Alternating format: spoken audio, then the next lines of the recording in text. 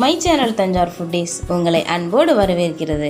இன்றைக்கி நம்ம சேனலில் பஞ்சு போன்ற இட்லி செய்வதற்கு மாவு எப்படி அரைக்கலான்னு பார்க்கலாம் வாங்க. இட்லி அரிசி 4 கப் எடுத்து 6லேருந்து 7 மணி நேரம் ஊற வச்சுக்கோங்க. வெள்ளை உளுந்து இல்லைன்னா கருப்பு உளுந்து 30 நிமிடம் ஊற வச்சு எடுத்துக்கோங்க. வெந்தயம் 2 டீஸ்பூன் 6 மணி நேரம் ஊற வச்சு எடுத்து வச்சுக்கோங்க. வாங்க எப்படி அரைக்கலான்னு பார்க்கலாம். ஃபஸ்ட்டு உளுந்து போட்டு அரைச்சிக்கலாம்.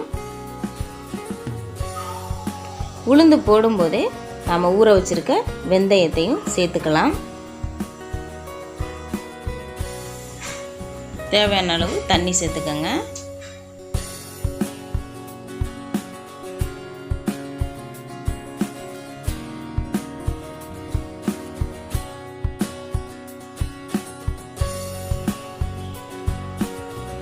முப்பது நிமிஷம் அரைச்சிருக்கிறேன்.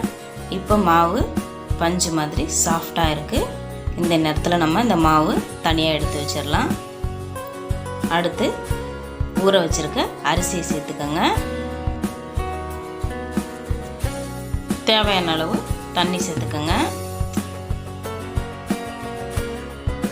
இட்லி அரிசி இல்லைன்னா புழுங்கல் அரிசி சேர்த்துக்கலாம். உளுந்து மாவு நம்ம தனியாக ஒரு பெரிய பாத்திரத்தில் எடுத்து வச்சுக்கோங்க.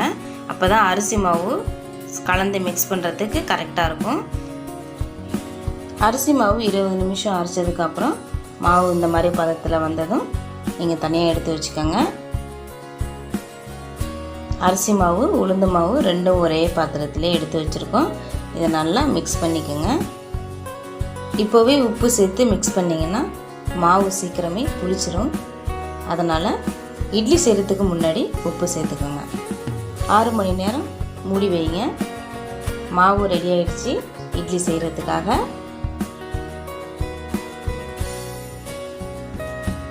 இந்த நேரத்தில் நாம் உப்பு சேர்த்து இட்லி செஞ்சு பாருங்கள்.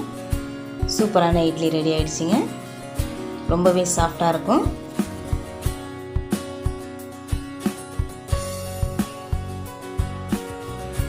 இட்லி புட்டு பார்த்திங்கன்னா பஞ்சு மாதிரி இருக்கும். நீங்களும் இந்த மாதிரி ட்ரை பண்ணி பாருங்கள். இந்த இட்லி கூட சூடான சாம்பார் சேர்த்து சாப்பிட்டு பாருங்கள்.